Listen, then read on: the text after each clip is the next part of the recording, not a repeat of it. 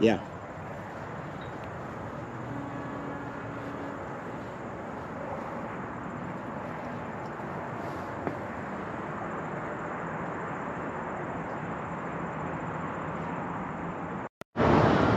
Ready to go? So it's recording. Yeah. I guess I don't need this on anymore. A little comfy chair. Yeah, it's not bad. Dude, good living right here, man. All right. Is that the A-cam? Sure. Yeah.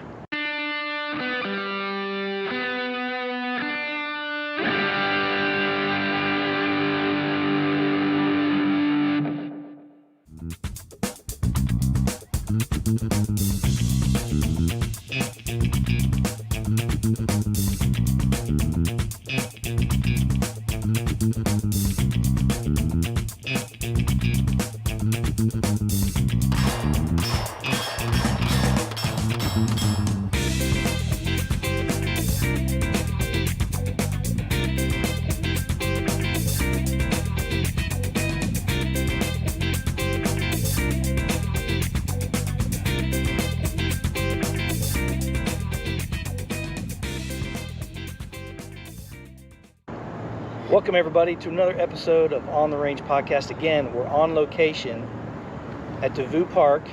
I don't know what the name of this piece of it is, but Devou Park in the great the great Commonwealth of Kentucky, the Bluegrass State. So, as always, I'm here with my buddy Rick. How's it going today, buddy? Man, it's going great. So, you think about it, we've had a fantastic week of training. We've been up at Muscatatuck, Indiana. So let's think about it.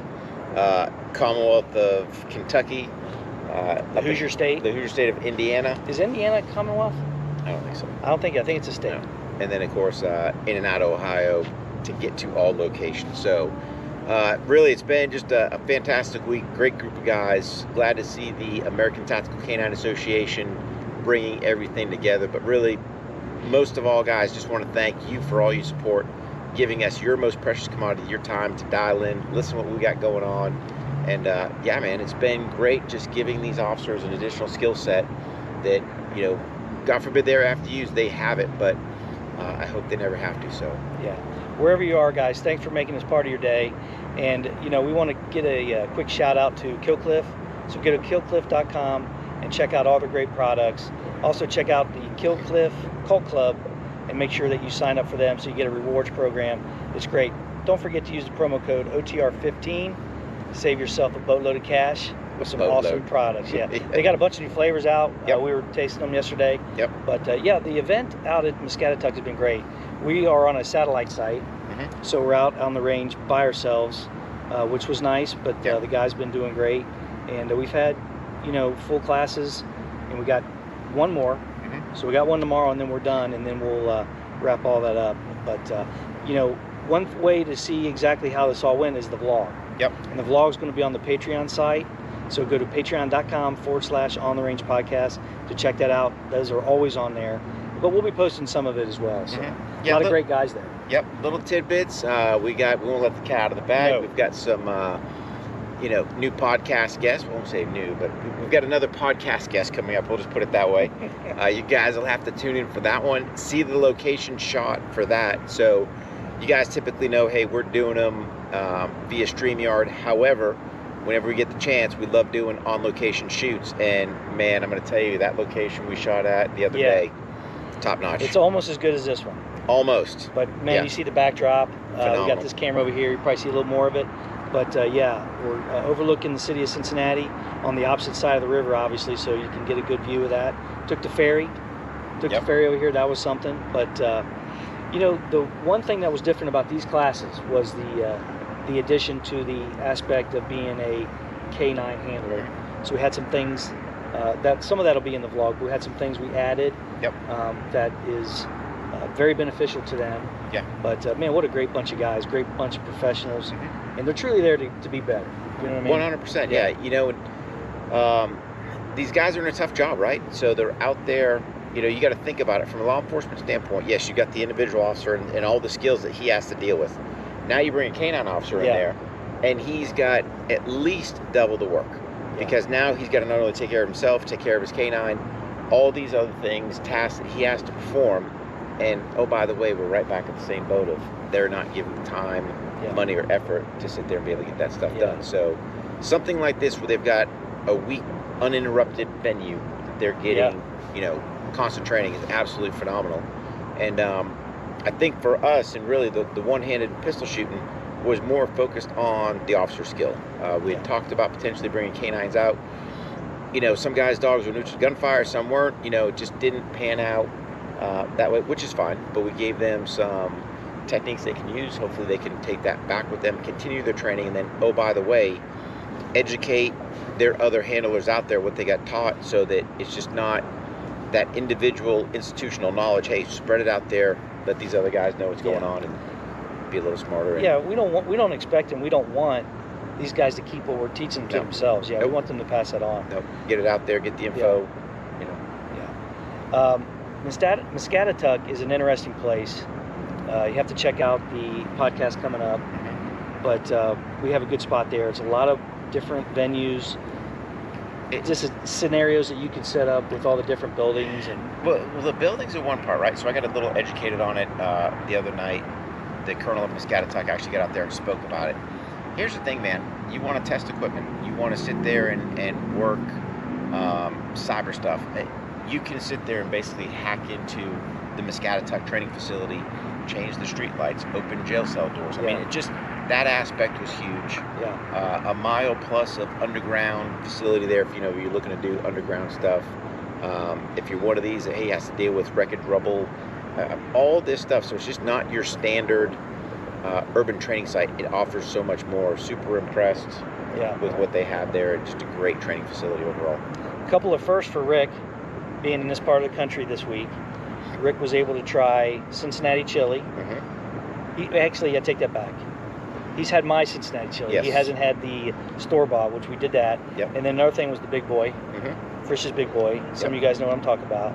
So we've actually been able to hit a couple things. Last time you hit Graders, ice cream. So we're making the rounds. It's been a good trip. And this is one of the first days that you've been over at the Hacienda, and we didn't have anything that we had to do. So that's been a blessing and a lot of fun. And the Mama Kelley Defense loved having us there. So it's been a lot of fun. But, it's been great. It's been a good trip. And you know, really the whole thing is, I got to thank Jennings County Sheriff. You know, Sheriff Freeman. Oh my God. What a fantastic host. I mean, I've been all over the country, worked with numerous different agencies, but to have the head of an agency come out, actually attend your training. You know, eager to go, hey, what are we learning? What's going on? You know, maybe come back and teach some stuff for them. But the part is, I would kind of challenge all of those that are in some type of LEO leadership position. Man, what does it hurt you to get out there and check out the training? And then, oh, by the way, he's carrying a firearm. He's got his badge, right? What's he out there? He's out there training with us. So in that aspect, probably in my opinion, of all the LEOs that I've worked with, absolutely just phenomenal in that aspect. Want to get out there, want to see training, actually train himself, and taking a personal interest in his deputies out there. So. Definitely refreshed my thinking about not all agencies are in that pickle where the brass is responsible for the lack of training. It's usually the other way around, and I got to remember that. They've got budgetary, they've got political issues that they got to deal with, so we get it. But man, Sheriff Freeman, what a great guy. And he's responsible for, I think, future trainings. I really do. So. No, definitely interested, definitely eager, and that was refreshing, I think, for both of us to see. So, but you know, it's going to come to an end, unfortunately, and you're going to have to go back. The train's going to keep going. We're coming up into our slow part of the year, but you know. Well, yes and no, right? So at least for me, I know we've got some things going on, so we still got training planned out for the rest of the year. So if you think about it, got to figure out, got some stuff lined up potentially for October. Waiting to hear back on that. So again, when you're dealing with other agencies, it's all funding, timing, all that other stuff. See if that goes through. I know we got a couple more things lined up with Pat Mack and Dutch. Yeah, so that's right. You know, the SBAP guys getting that straight. Yeah. I'm down in Homestead on the 11th of December, you know, teaching down there. So, I mean, bunch of stuff going on still. But again, the inevitable admin portion of running a business is always glooming somewhere in there, the stuff that I love to do. But got to kind of get that stuff done as well. Yeah, having said that, throughout all that, we're going to make sure that we keep the content coming out. And, you know, honestly, with things slowing down for the ranges, the outdoor places, I think we'll be able to ramp up some of the training tips. Yep. We've got some things coming out on that, but the vlogs, the podcast, and the Zoom calls for the Patreon guys. The best way to check that out is just go to the Patreon page. So, but it's been a lot of fun. It's been a great trip.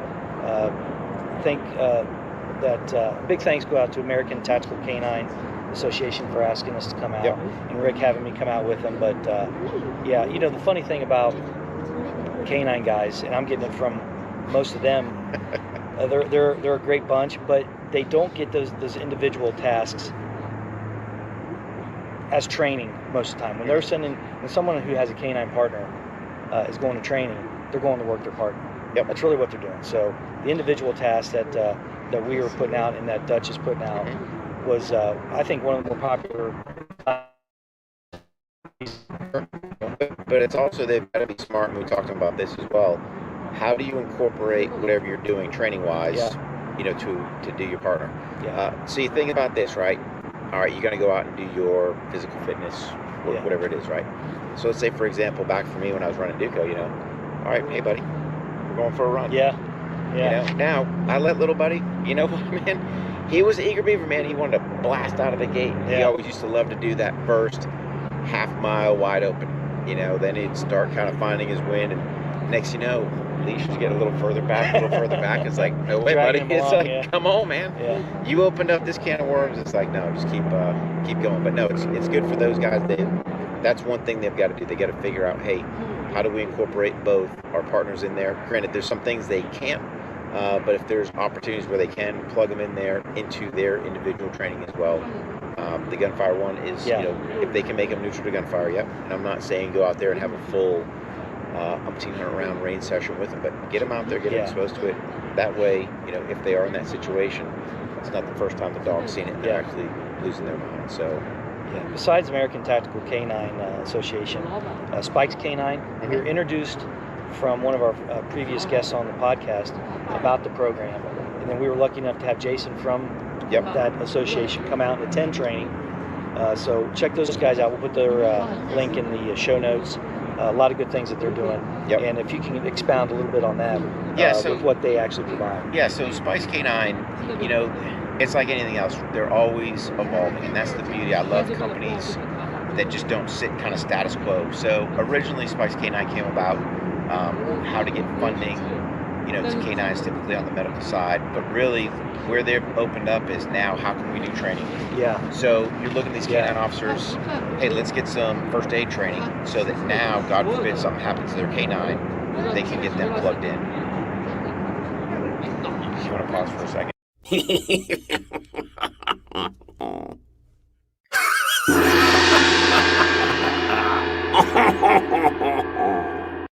So I know you mentioned the training piece for Spikes Canine. Obviously, you know, if they ever asked us to help, we would certainly be for that. But what a great piece that is, because they do a lot of stuff with post-military life care and things like that. So and they're doing, you know, as best I know, don't quote me on it, I believe they're doing police as well. So I think they're, you know, it's not only just the, you know, military working dogs, but I believe they're also, hey, if there's a police canine out there that needs whatever type of assistance, you know, reach out to those guys. But here's the deal.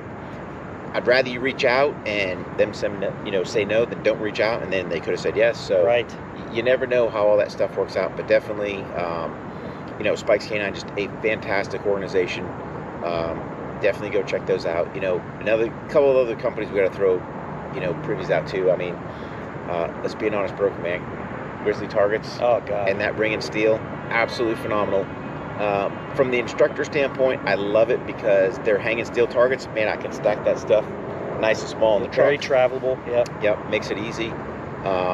They're galvanized poles. I'm not bringing 2x4s where I got to bring extra because they're busting, snapping, being shot in half. Being shot up, yeah. And then, of course, our friends over at Brute Force.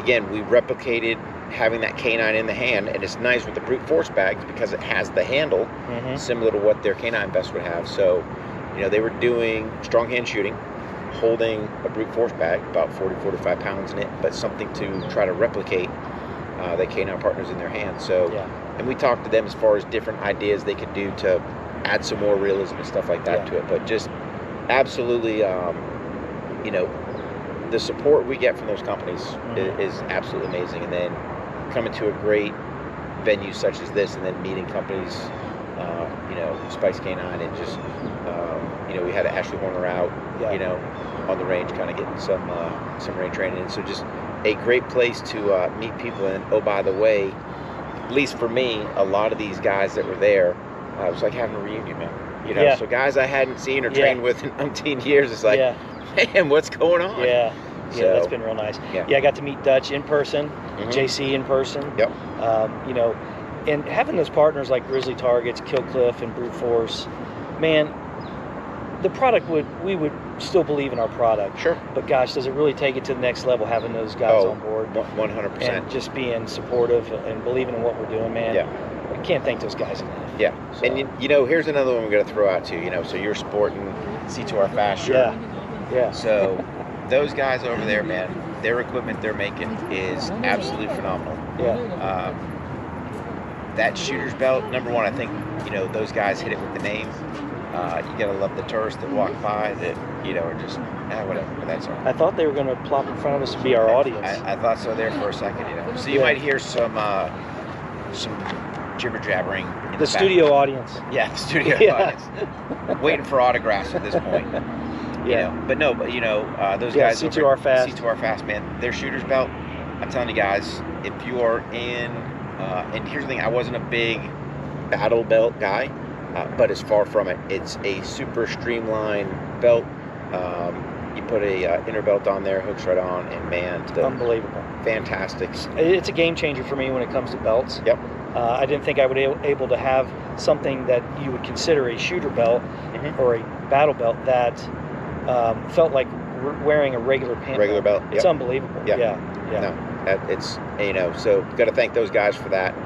If you haven't seen it, you know, obviously check out our stuff. You'll see it there. I know we're talking about doing a review on that, and that's kind of something we've talked about doing more of as well. I haven't been super active doing, if you want to say, reviews, but even we just call it an overview. Hey man, here's company X's product. Kind of give you some info on it, and then let you guys draw your own conclusions. C2R Fast Belt is something we're not going to keep secret. It's that good, and we're going to push it out. Some of the other items that we would like to do reviews on for you guys, there's some business aspects about that we got to iron out. But yeah, man, I tell you what, check out the show notes. All the stuff we're talking about is going to be in there. But another great way to see what we're doing with them and how we're wearing and what we think about them is check out our social. It's all over there. Make sure you check us out, guys, at On the Range Podcast on IG, as well as War HOGG Tactical and Kelley Defense. But really, I think the easiest way, Mark, right? So we go back and forth on this all the time. I just tell people, hey man, where can people find you at, right? warhogg.com, kellydefense.com. If you want to see what's going on social, whether it's Instagram, Patreon, Facebook, YouTube, man, go to the website, you know, and then from there, everything's going to drive you to whatever it is that you're looking for. So, and I know, you know, it's one of those, it's like anything else, constantly tweaking, constantly adjusting, constantly updating. You know, I know for the viewers, listeners out there, I owe you guys a newsletter. I got it. Trust me, it's going to come out. But it's like anything else, just sitting down, and it's probably me wanting to put too much info versus just putting one out. Mark does better with a quick little, I think you put save, boom, here's our industry partners, here's all our coupon codes, boom, it's out there. I'm sitting there going, oh, I gotta talk about me, and talk about War HOGG Tactical, talk about Duco, and talk about, you know, the podcast, and Patreon. Next thing you know, I'm sitting there going, carpal tunnel kicking in. Like, come on, man. You know, that's a great, before we go, let's talk about the content creators or those who have an association or they're using social media for something like that. Mm-hmm. We were talking about it this morning, and guys, you got to get the content out there. Yep. Push it out. It may not be perfect. You know, make sure that you have the essence of what you're trying to drive at in there clearly, but start putting out the content. Don't worry about your followers. Don't worry about what people are going to say about it. You got to let that rubbish go. Get that content out there. And we had a couple conversations with our friends who have businesses, and we all agree we're exchanging information. Yep. You got to get that content out there. Just get it out there, man. People find you interesting. We believe that you are interesting. You just got to let people see your stuff. Don't be afraid to just stick it out there, man. Yeah. And bounce your ideas off other people. Yep. You know, what's it hurt to sit there and, man, how many times do we go back and forth between either phone calls or texts or emails or, hey, man, check this out. What do you think of the show art? Hey, it's always, I think the underlying theme between both of us and then under the On the Range podcast umbrella is always, how do you get yourself 1% better? How do you make yourself a little better each day? Yeah. And check it out, man. You got to fall in the mud sometimes. Yeah. And there's nothing wrong with failure. And I think you brought up a good example. We were talking earlier. Thomas Edison making the light bulb. Yeah. Right? 99 times of failed filament construction until he finally hit that one, and boom, there it is. So life's not always going to sit there and throw you the perfect pitch. It's not always going to be easy, but you've got to sit there and go, all right, cool, I got dealt this, that, the other, but how do I make myself just a little bit better? And we go from there. So on that note, guys, we hope you enjoyed this episode, man. This beautiful backdrop, a lot of nice people walking around. It's a beautiful day, and you know, just enjoy yourself today. It's beautiful weather, and we will talk to you again. But make sure you check out warhog.com, kelleydefense.com, and check out On the Range podcast on all the audio platforms and YouTube and Facebook. Don't forget, give us that like, follow, subscribe, leave a rating and review, because again, that's what's going to help the overall algorithm pick us up and start getting us out to more people. And then, oh, by the way, if you like what you're hearing, let your friends know. Yeah. Share this video, share the audio. Thanks, guys. Have a great day. See you on the range.